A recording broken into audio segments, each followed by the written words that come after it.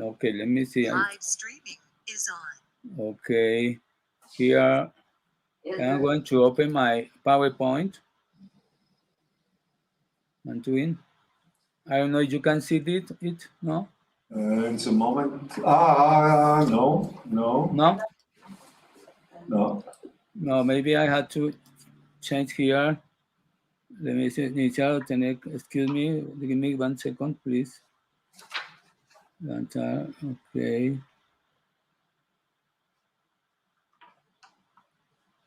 The camera. In other case, we do it and you say us, huh?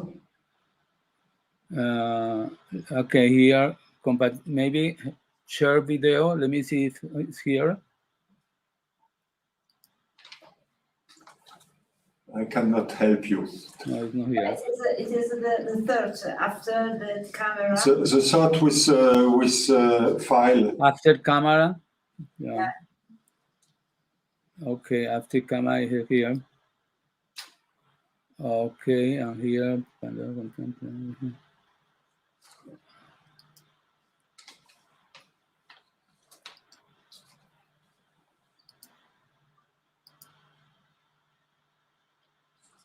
Maybe it's okay here.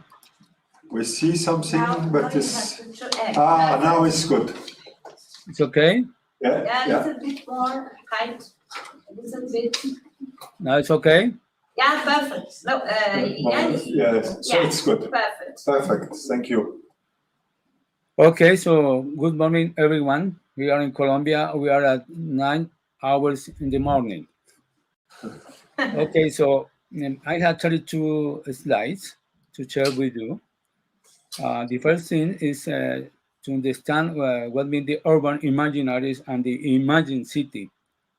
And not knowing that creates a social thought. Scuola di non-saper today. Okay, the first slide is here.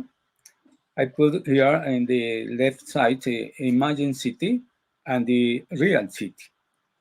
I mean the real city. I'm going to explain myself or just for you what mean the real city. So how can I see the real city? Always it's amazing if you look from the imagined city, because the real is not the reality. The reality is a ghost of the real. That is the point I am going to express today. So I prepared 9 statements of what I think is the imagined city in relation with the real city. I think these 9 statements in order to understand of urban imaginaries. This concept was born many years ago in my original book that had this title, Urban Imaginaries.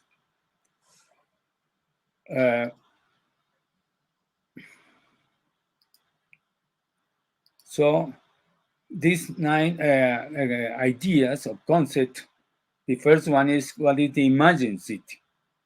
I introduced the concept of citizen, or maybe we can say civic urbanism. The studies or urban imaginaries are not of the city, but of the urban, and the urban is not the architectural conception, but the citizen. That means that I create the idea of urban citizen imaginaries. That we study how citizens perceive the world from their perception. We can call civic urbanism. Maybe is the right way to use this civic urbanism. The other side of the architectural urbanism. So I am trying to understand how people in their own imaginations have some ideas and some actions that is going to change the reality or the real city. The other conception I want to present you is the incarnation of becoming a body. The imagined city is not only mental. That is very important, because usually people think that the imagine is only a mental or conception in our mind. No, it's not true. She becomes a body through a social action that I call incarnation. If we take a photo of a building full of bars, like this here in Caracas, it's not a photo of a building, but it's a photo of a fear, a fear. You know that one day, my friends in Barcelona, Delgado, Professor Delgado, asked me, how can I take a picture of a thing that is invisible?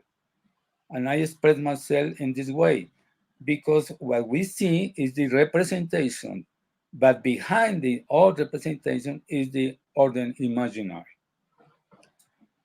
The fourth conception or dimension I want to express is imaginaries and perception. As I said before, imaginaries are invisible. What we see is perception. That means that in one side we have the representation, and in the other we have the imaginaries. We cannot see imaginaries. You can see how I can relate this idea with the Scuola di non-saper, because the imaginaries is a sapere, es un knowing, but at the same time es un not knowing. In this way, it's not a sociological approach, but on the ways in which a community conceives the world. This representation corresponds to the social phantoms that not necessarily have correspondence with objective reality. That means that the imaginary can go in one way and the reality in the other. I am going to show you in next diapositives what I'm talking about. But the imaginaries inhabit the minds of citizens and can come to dominate reality until they turn the imagine into reality. For statement, the imaginaries is different from the ideology, because some people think that imaginaries and ideology are the same thing. Ideology, since Marx, means false consensus. Imaginaries is how the world is known and then represented, not only from knowledge, but from feelings and affection. The next statement is urban imaginaries and public space. We see then in the imagined reality as a structural part of the public space.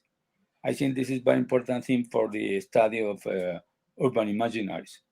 Through the imaginaries, sensation becomes part of the public space. I want to emphasize this idea, how sensation and feelings are part of the public space. Remember, I expressed myself and I said this is not an architectural point of view, architectonic point of view, but a citizen's point of view or civic point of view. The real city exists, this is one statement and synthesis that I have in my book. The real city exists because it's imagined one. And the next statement is how the connection between the imaginaries and future. The time of the imaginaries is the future. They do not live in a logocentric logic, but on an aesthetic one. Here I connect again with the Scuola di non-saper. It is not the word, but imagine as in a dream, but awake.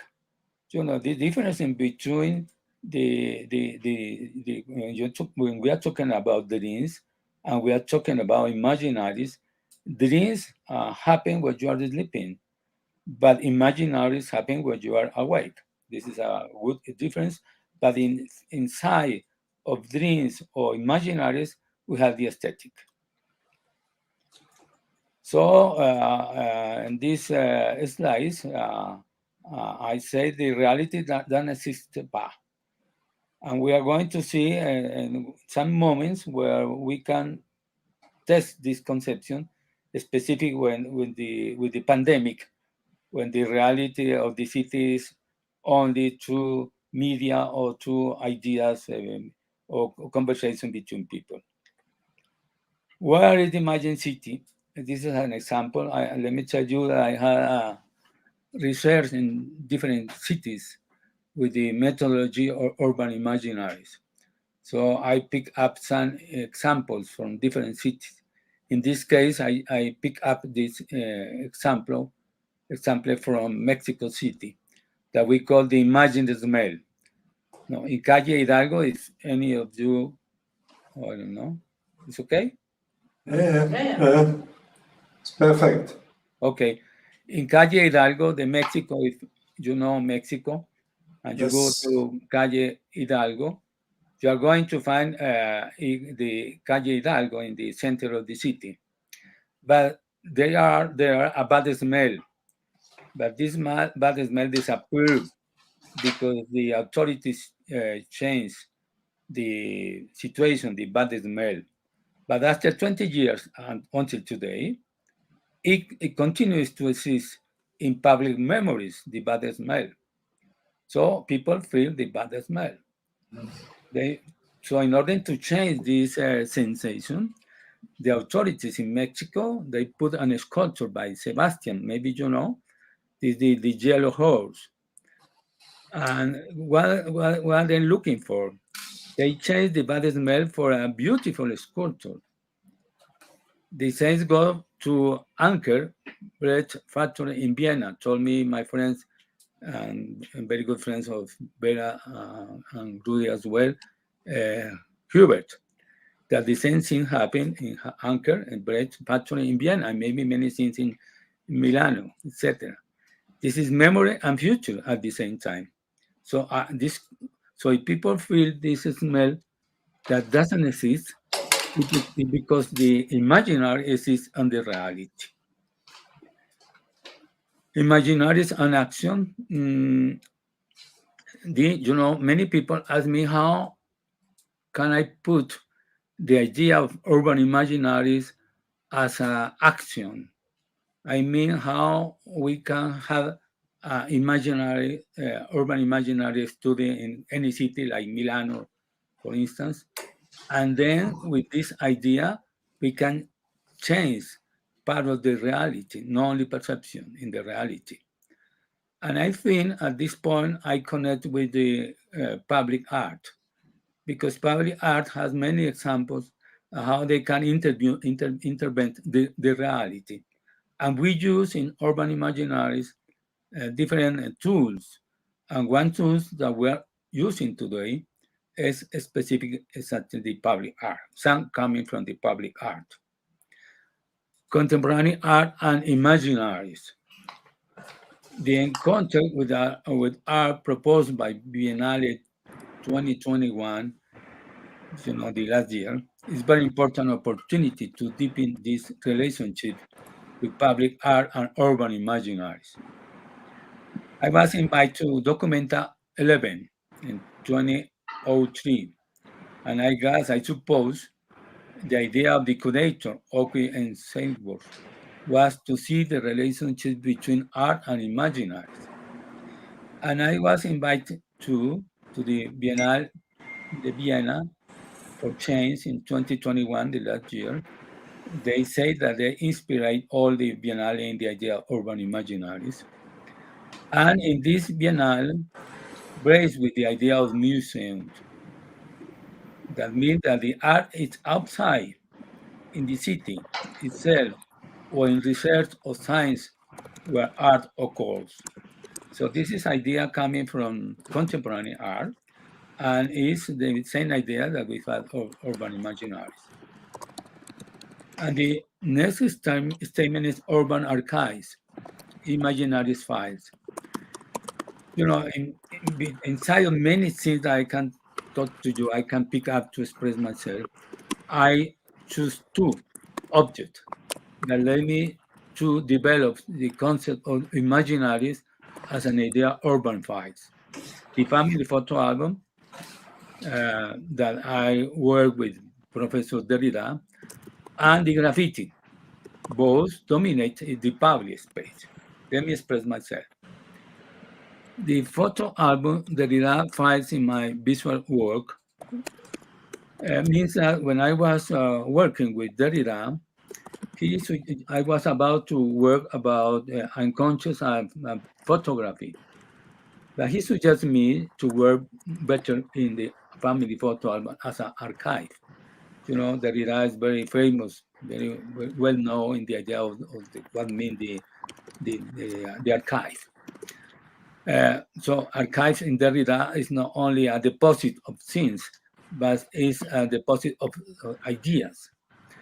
The ideas of how you can change with the only idea how you can change the reality.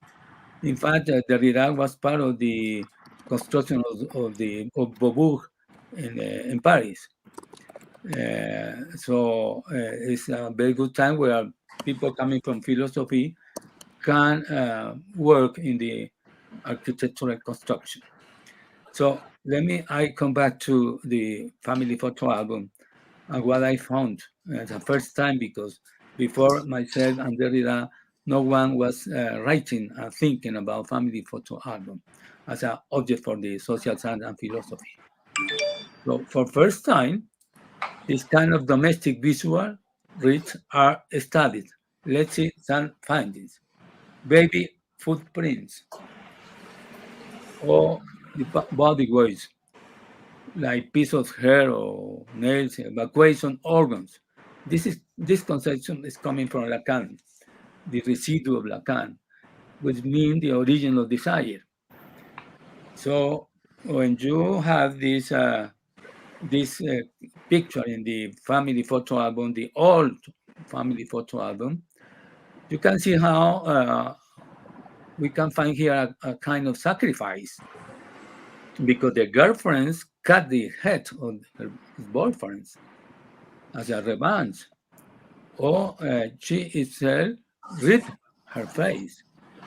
So you can see in the family photo album how we can assist. You can see different kind of bridge that very coming from the unconscious and produce some type of urban imaginary. Or in the graffiti, because in my book Urban Imaginaries, I explained myself that we have three kind of archives. First, the intimate private archives, like family photo album. Then the community archives, like graffiti. And then the public archives, like public space. My friend Bruno Giovanetti in San Paulo produced graffiti upon another graffiti. Or here in the Vienna architect Hunter Weiser, maybe you know, makes a house like a graffiti. At the beginning, it is reject for the people on his community, but today it is recognized as an icon. A new imaginary emerged from the urban graffiti.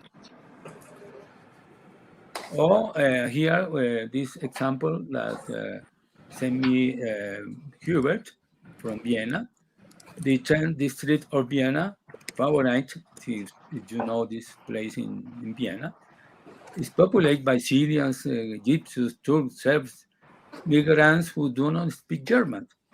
But today they are important part of the new urbanism. And the new urbanism means new imaginaries.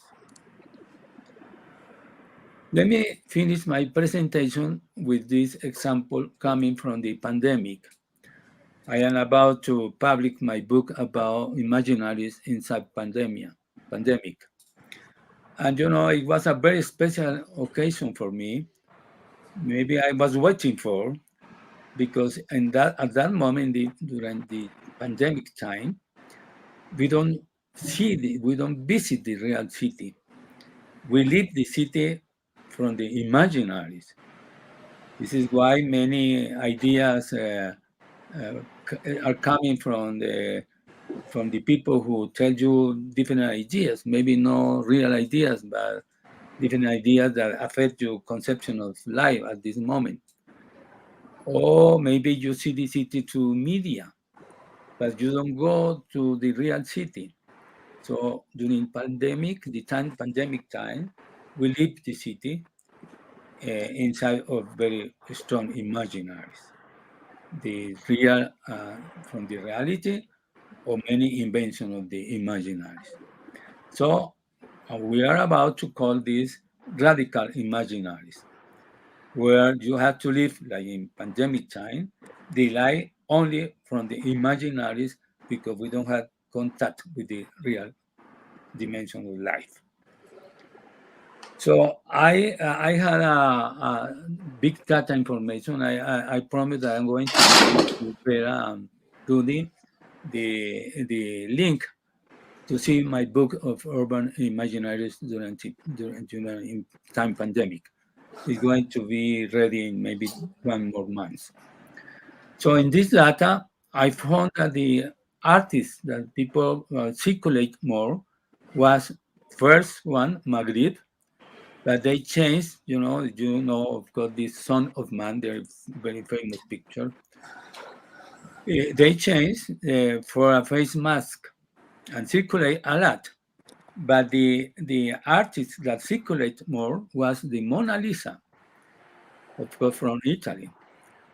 Mona Lisa, the most circulate of an art image as like an earth here, you see, or here Mona Lisa as a patient, or here Mona Lisa on the street in a metro. So here they say in Spanish, why can I say here? I don't know. I say hello to Mona Lisa, or what can I do? And you have 1,000. This is the picture that citizens choose more in relation to the others. And one thing I want to tell you is that I didn't find modern art images in the pandemic, in the archive than the files I have. People recreate more with all art like Renaissance art specific or romantic art. But one thing I'm going to finish, this is the first part of the pandemic. The image that we found more frequently was this one of the toilet paper. It was very contradictory that people go to supermarket to buy toilet paper more than food.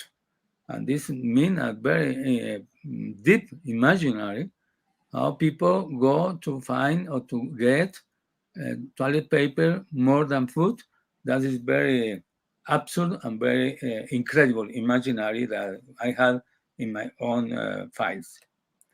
Or on the other side, graffiti scary people.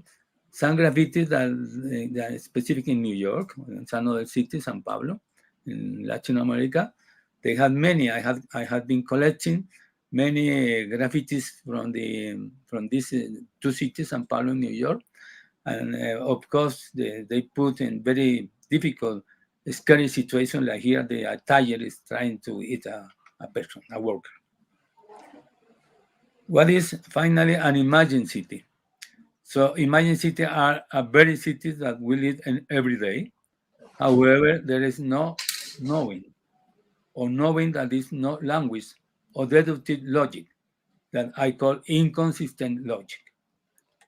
So inconsistent logic, you can see that there is a relation, interesting relation in the etymology of inconsistent and inconscious, but it's not the same thing. Inconsistent logic respond to how they are collective generated by think is collective generated by the citizens in relation to the thoughts, memories, and desires. And this represent new ways of building cities and new specification of urban planning.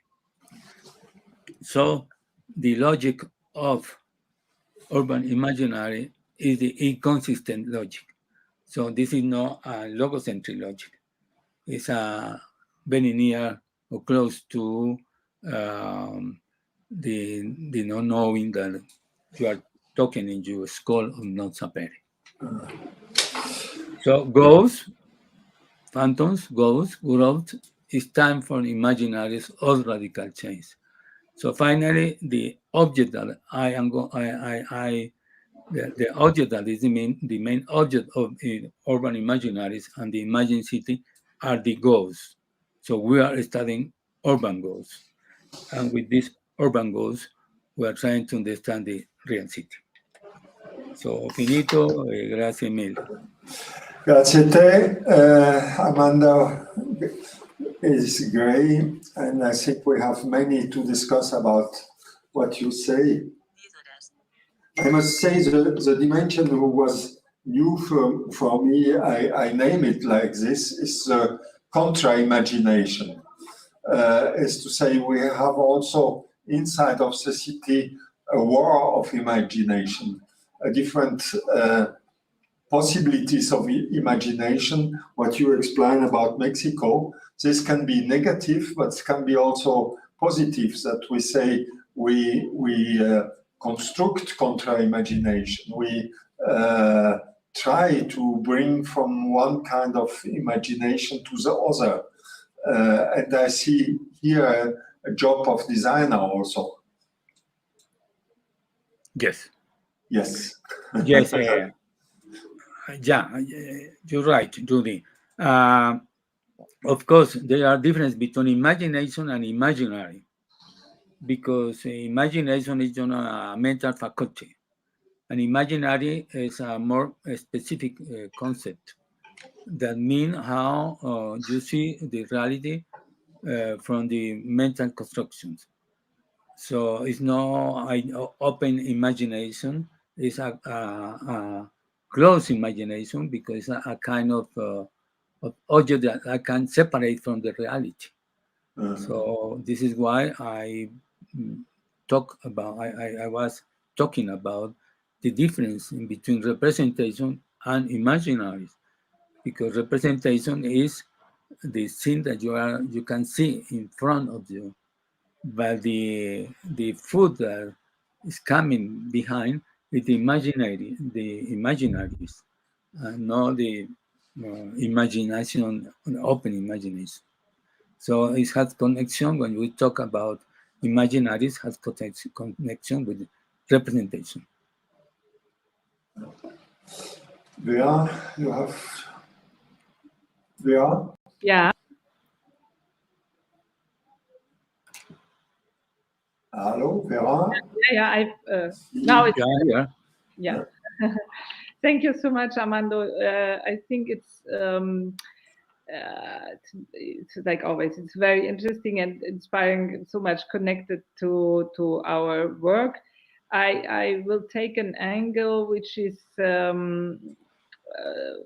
sensitive one, because we did a lot of participatory work today.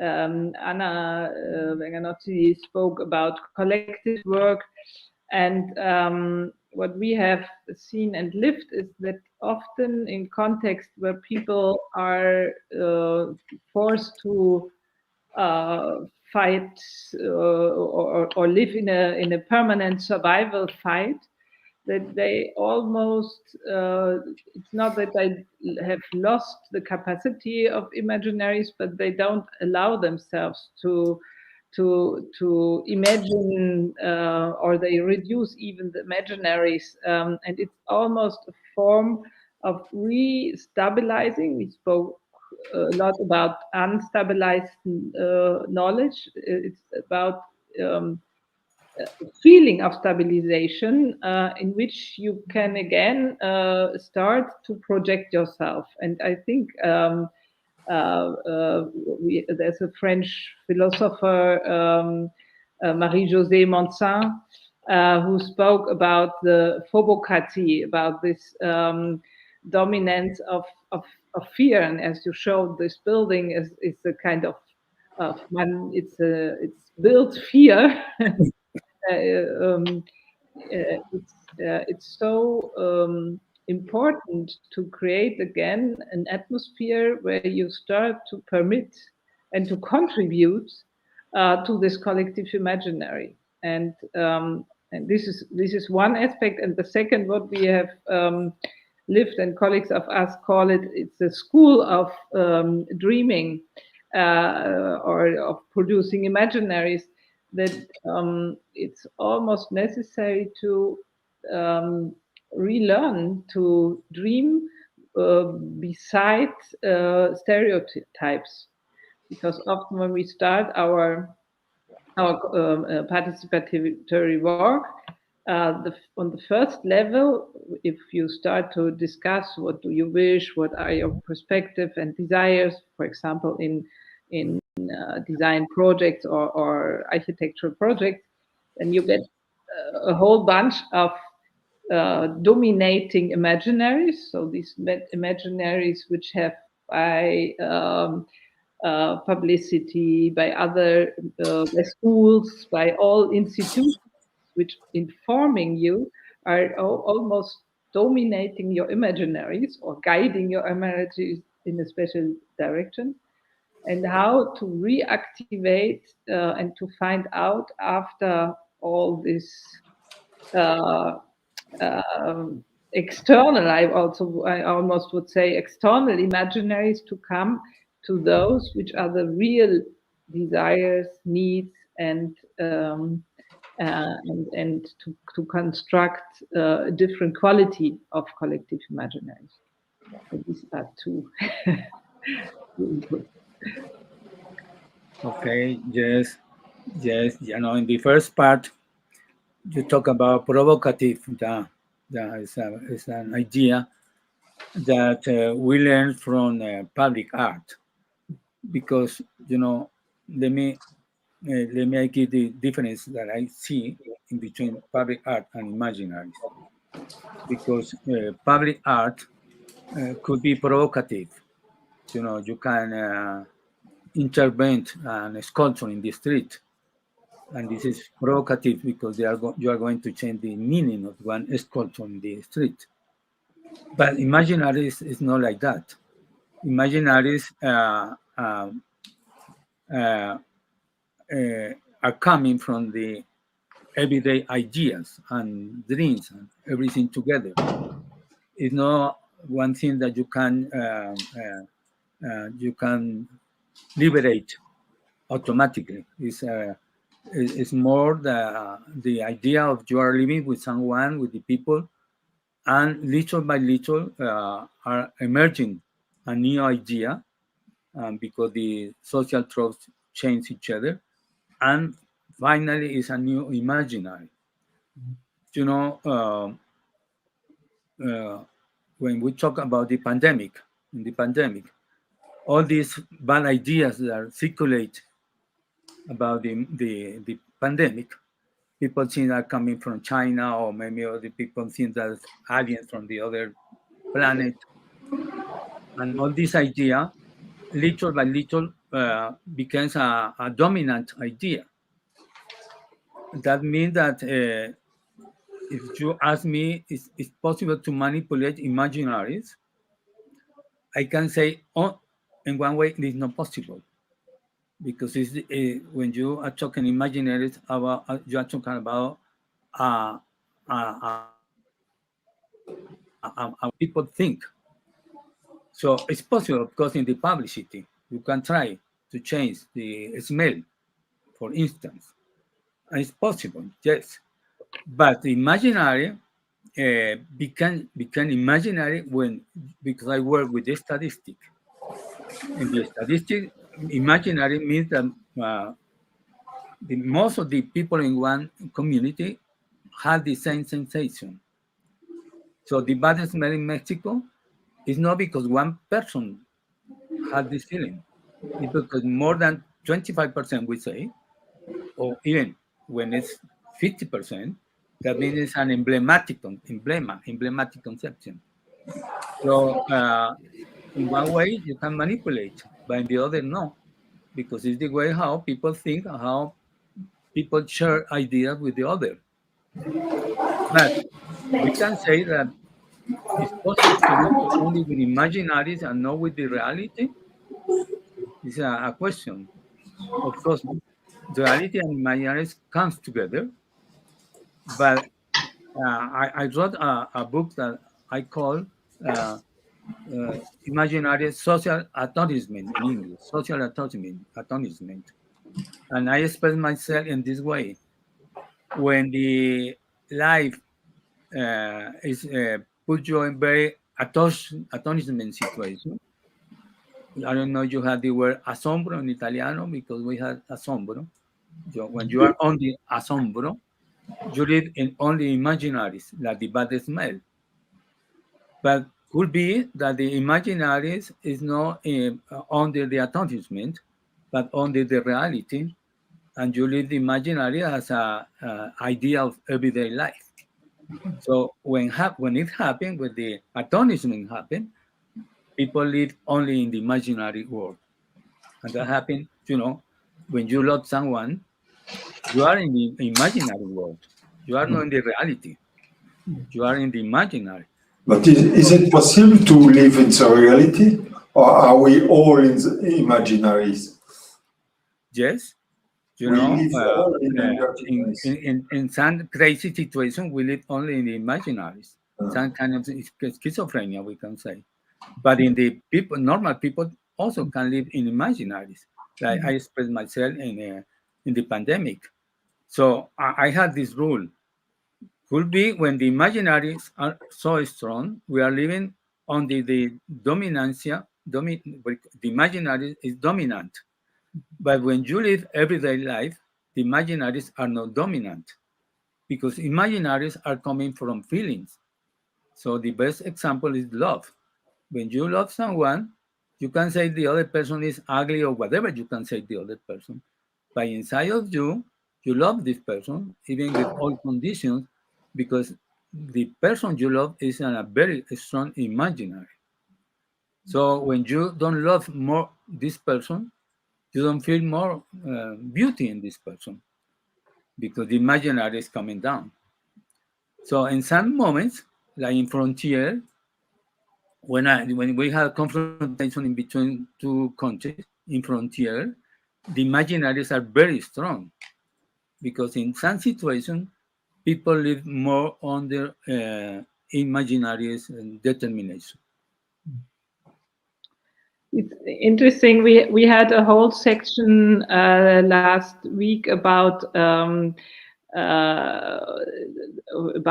body and about energetic transfers, and we said also on the question of projection. And it was very interesting that one person who's master of Qigong and in the same time philosopher pointed out how important it is to relate the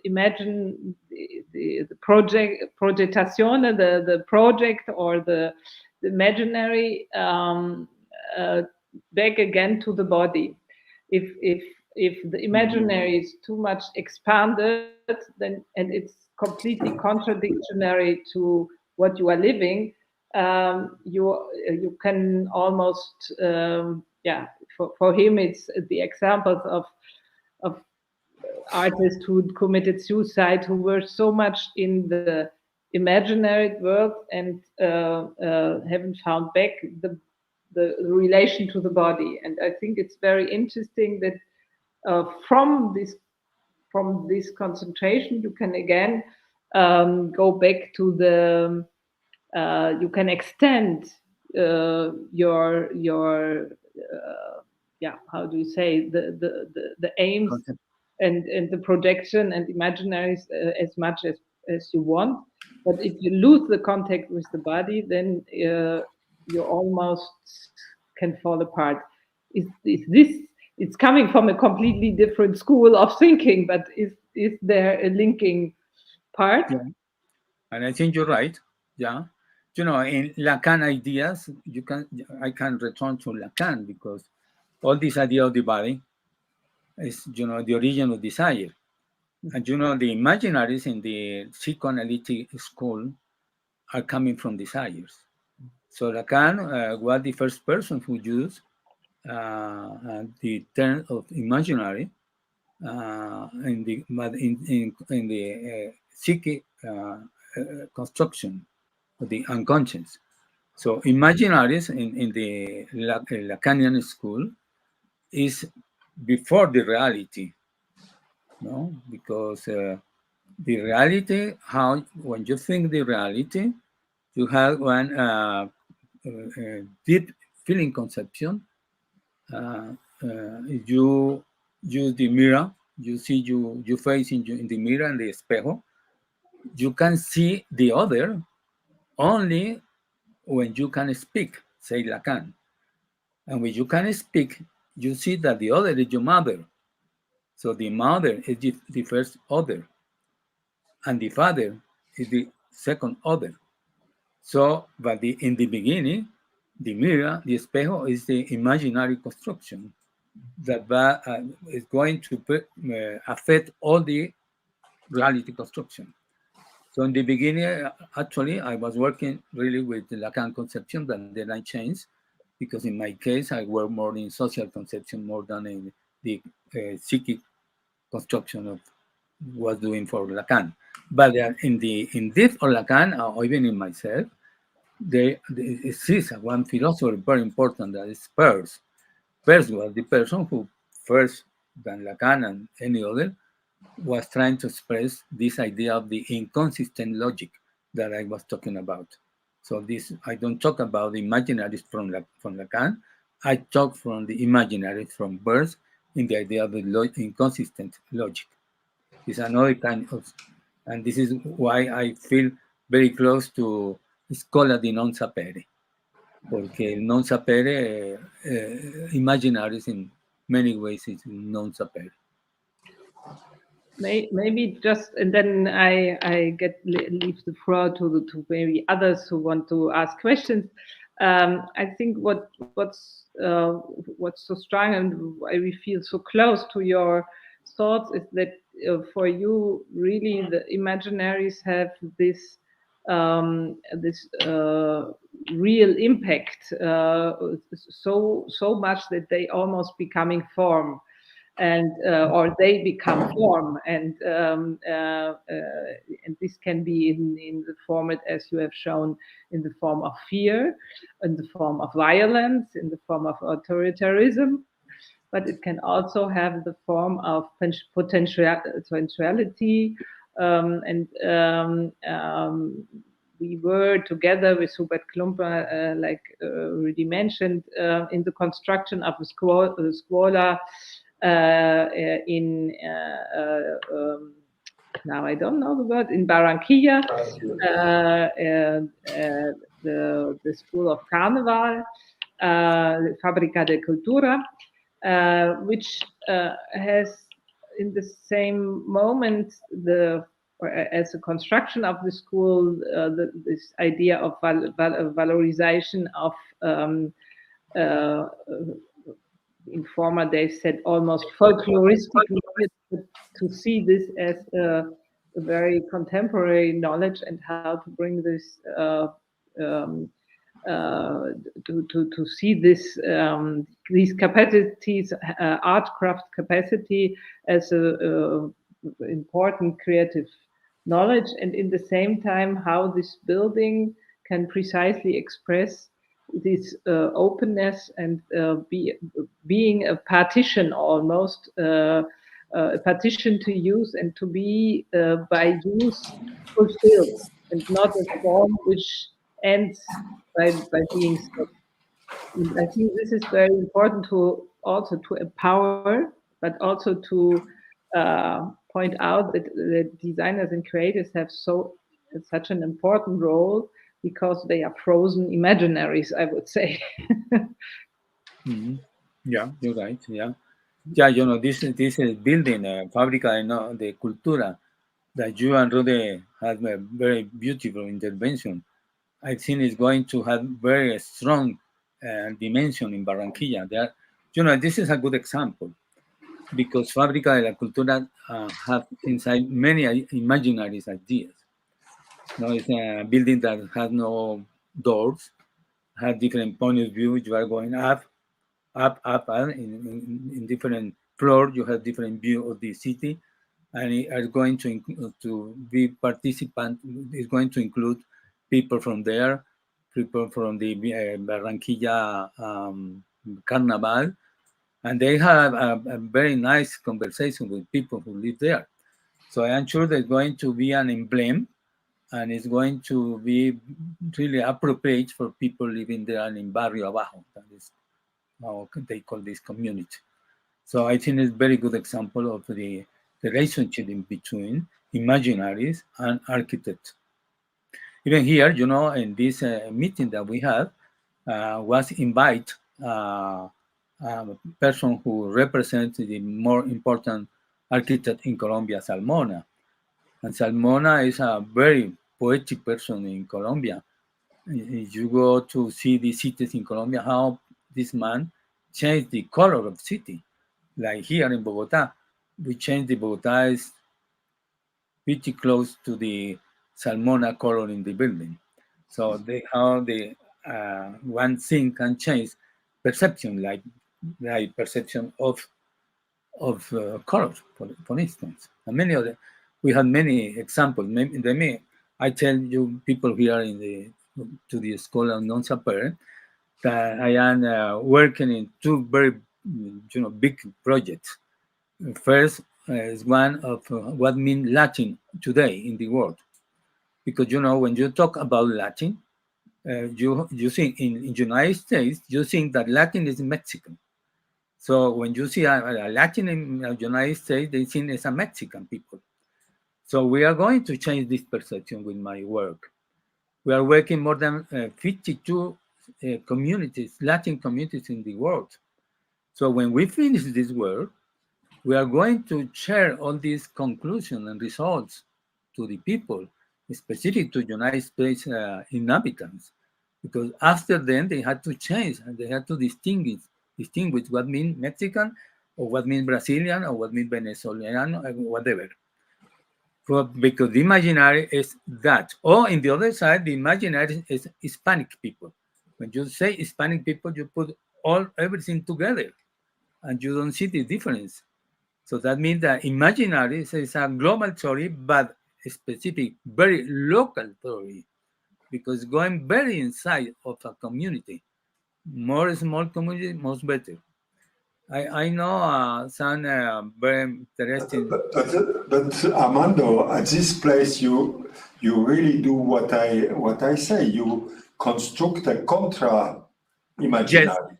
Yes, in that way, yes. Because in my way, I am a philosopher thinking. But maybe when you talk, I was thinking that you think is inside of the people. In my case, yes, because I am conscious about what is the imaginary. I am trying to introduce some other country imaginary as you call. Just so I agree with you in this point. But not the people. People live more unconscious their own life. They are not thinking that this is imaginary. They live the life. In my case, yes, because I am a philosopher, as a researcher, I am conscious what I am doing. I am trying to push ideas like this idea of what means Latin people. So you're right, Rudy. And the other project I am working now is with my friend Hubert, and that is very close to all people in this Scuola di non-saper. And we are starting work what is Imagine Europe. So we are going to put the same methodology. In the Latins, we speak more or less 2 or 3 languages, no more. But in Europe, the languages are so many languages. But anyway, they have some imaginaries inside that we are trying to find out what means the Mediterranean ideas, the North imaginaries, etc., etc.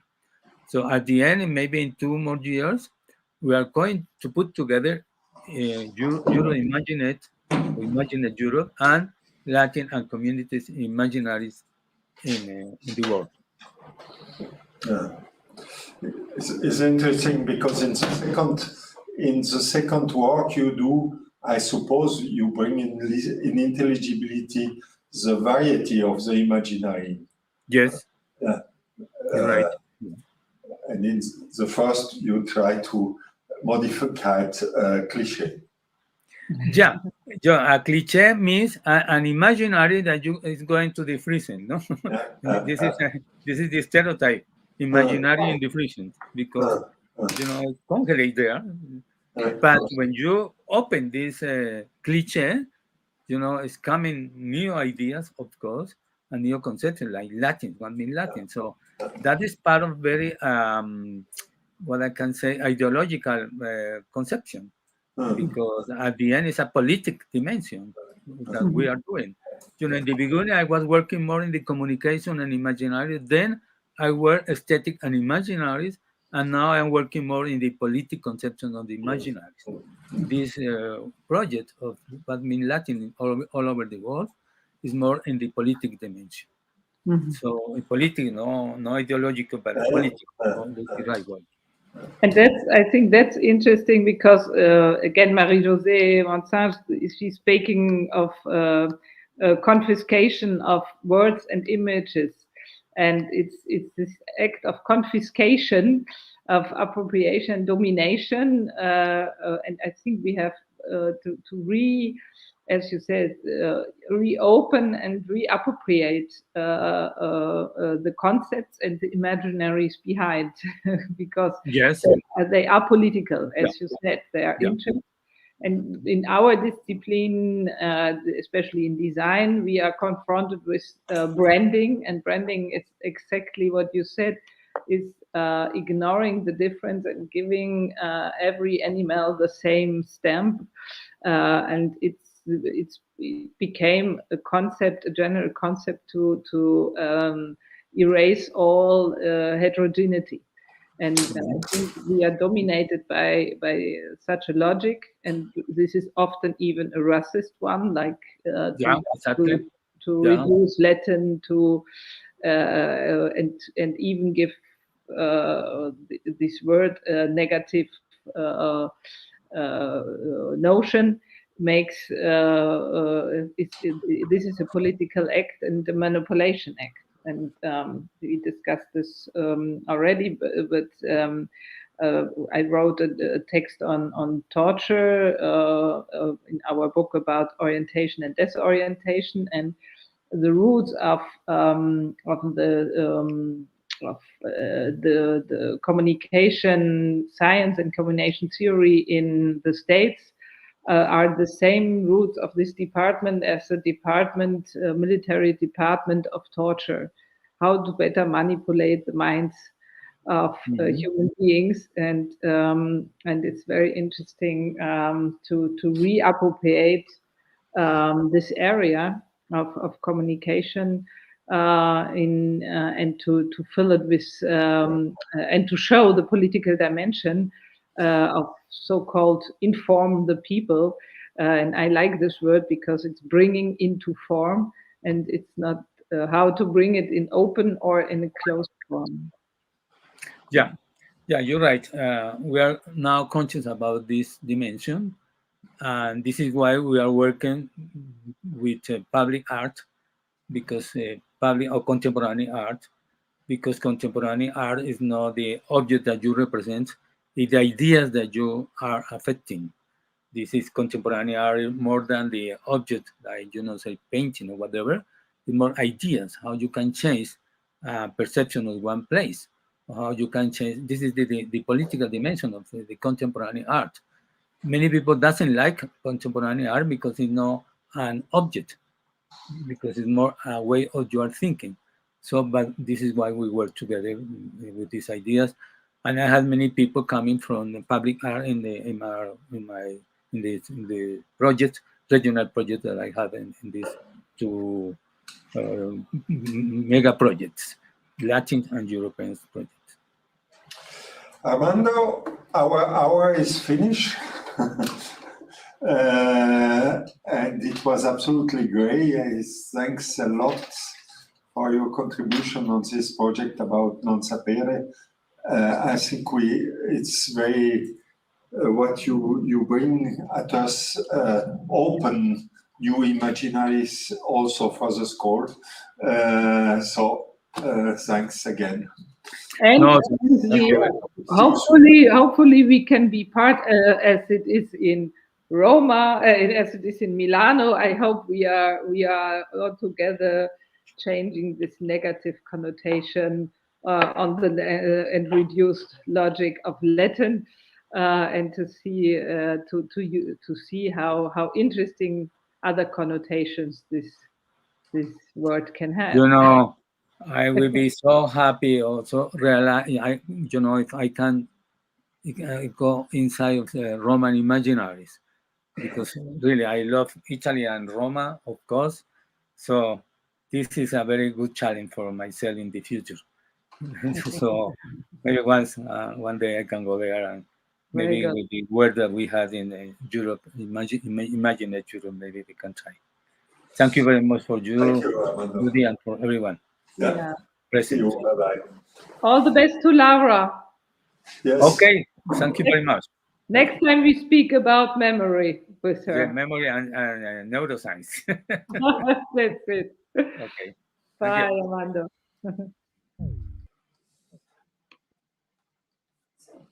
So, did we have the next? No, it's finished for today. Finished for today. Okay. So, we can do a short conclusion. Yeah. If you will. You do it. In italiano anche. Ok. Beh, abbiamo investigato un po' la considerazione un po' della ricerca, ma anche di come medesimarsi in un'altra cultura, di quali potrebbero essere delle soluzioni indicabili da situazioni che siano lontane dalle proprie. E poi successivamente abbiamo visto anche la condizione del mondo reale e come sia in realtà l'immaginazione quello che siamo davvero in grado di vedere, nonché un modo per affrontare la realtà vera e propria e trovare un modo per, diciamo, sorprenderci positivamente, perché comunque non siamo in grado di controllare del tutto la realtà. Grazie mille per questo. Ci vediamo domani mattino, nous voyons demain matin à 9h30. Le programme a encore changé. Nous allons avoir Silvia Dingiotti et peut-être Christophe Odel sur la question de l'improvisation. Mais je n'ai pas reçu, je crois, de réponse encore. Thanks a lot and good night, all together.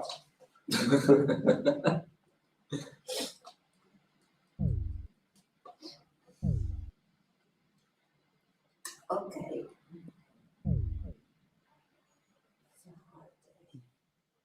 Milonga. It's still live, huh? Still in life, yeah. Ciao, Vera. Ciao, Vera.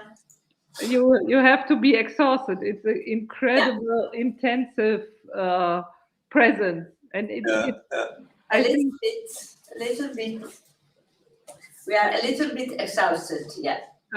I guess, but I think it's also, since I brought in this question of the body, I think this is also a very important energy which doesn't find in the first moment its expression, but the Klausur, which really means this exercise to go into this field of thoughts and to be there intensively and to have all these interconnections.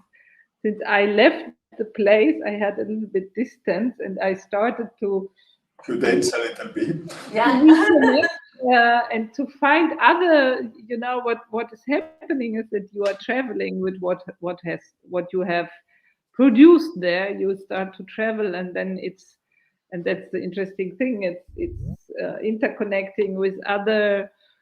With other thoughts, with other schools. I was on a hacker congress one night.